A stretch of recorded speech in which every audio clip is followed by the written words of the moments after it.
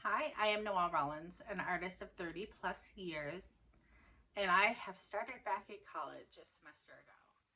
And while all of this is fresh in my mind, I wanted to share with you 6 more tips that have helped make that transition smooth. So go ahead and watch my previous video where I talk about prepping to go back to school. These are more actual technical things that I did that were helpful. 1, confidence. If you are going back to school in your 30s, 40s, 50s, 60s, be confident. Know that your life experience and all of these things that you have lived and learned are so valuable.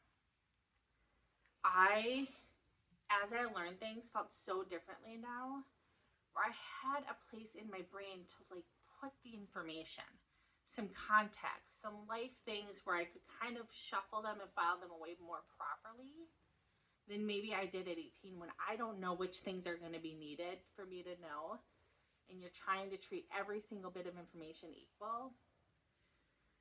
So much better later in life when you have lived a little and you just have some other perspectives to kind of merge together with what you're taking in.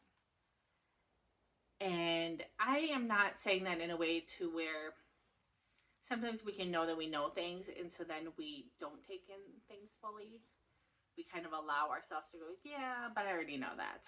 No, go in with an open mind. Go in ready to learn things. Check yourself, but also just feel confident to know that you are smarter, more capable than you think.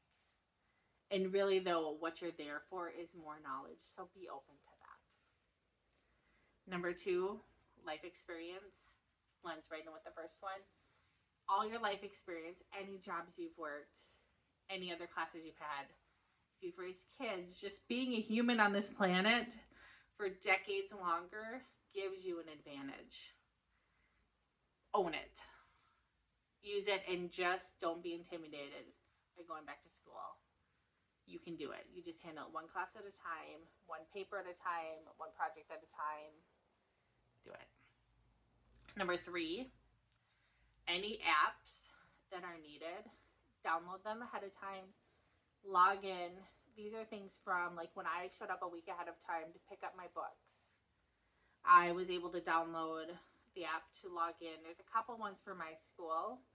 One where it shows how the classes communicate with us. It'll show projects that are due, assignments, all of that. The other one is more behind the scenes, picking classes, financial aid, things like that. If you can know your login information and be ready to just get online, already sign into the Wi-Fi, like when I picked up my books, I got help right then figuring out how to sign in. So when the first day came, I was as ready as I was going to be, at least. Number 4, and this is something I was completely oblivious to, the syllabus. I had a teacher or two in high school say, here's the syllabus. I never really got the power of this. When you get a syllabus from your professor, you cling to it like it is the most important document. This is literally laying out what the goals are for the class, how the teacher grades, what the theme is for each week. A lot of times, a lot of my classes had almost down to the assignment what was going to be given that week. So I could see ahead of time and kind of schedule things around of when big projects were due. I knew ahead of time that a project was coming. There was one class where we had to have a book read. I'm just going to make up a date, but let's say by March 25th. I got that book right away. So I could read at a pace that worked for me while also trying to retain as much information as possible. And that was just a little thing that I was able to do. The information was there on the syllabus. It helped me a ton. I kept those in. If I had a notebook for each class, I would keep the syllabus in the notebook if I could. Or it was also in that app where I told you that classes communicate. I would check all the time back at the syllabus to let me know, oh, this project's worth 30 points. This is worth 50. This is a big, huge thing. It's worth this. I need to put extra time studying. Even there's 1 or 2 days where I knew we were going to do a a speaker was coming or something was happening that wasn't as vital, and I knew I could watch the PowerPoint later, and I would lose 1 point for attendance. And there was a couple times where my other class had canceled or something had happened, and I wasn't going to drive 2 hours in my car for 1 point. And so I had to make kind of strategy decisions.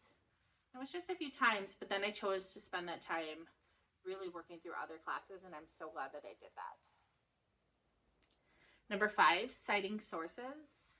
There's a few different source citing styles. If you can do any research about this, AMA is one, and I know there's others. I am far from an expert on this topic. In fact, I wrote a book in 2020, published it, everything, and I was able to do that under the loophole that I am an artist and I write like an artist. So I didn't put the pressure on myself to do like Associated Press style or different styling and different citing. I just tried to do it the best I could. And that was fine, but I knew I had to up my game for this. So far so good. I'm still learning, and there are websites and all sorts of things that can help you if you can just kind of poke around a little bit or ask a professor or ask.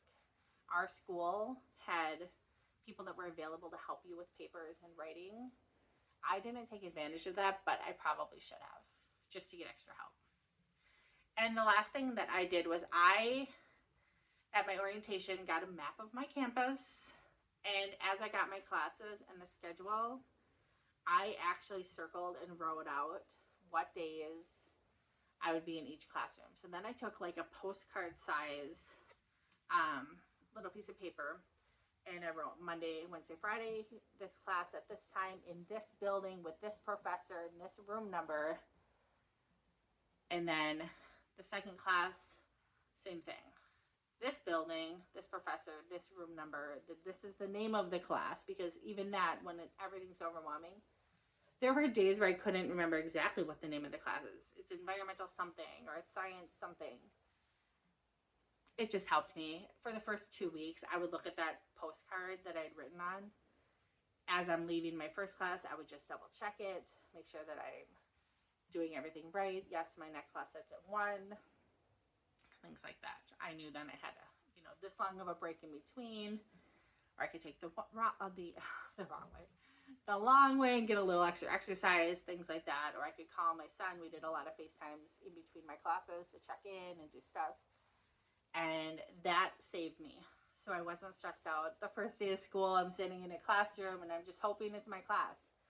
There's nothing written on the board. The person walks in, I don't know if that's my class. So it helped me at least be as confident as possible that I was in the right place at the right time on the right days. So those are my top 6 extra tips. If you want to hear any more, if you have any questions, please ask. I am about to start my second semester, and I will continue to share, especially as I start doing art classes. And I just think it's going to be fascinating watching this whole experience kind of roll out in front of me. So I hope you join me for the journey on it, and we'll keep chatting about it.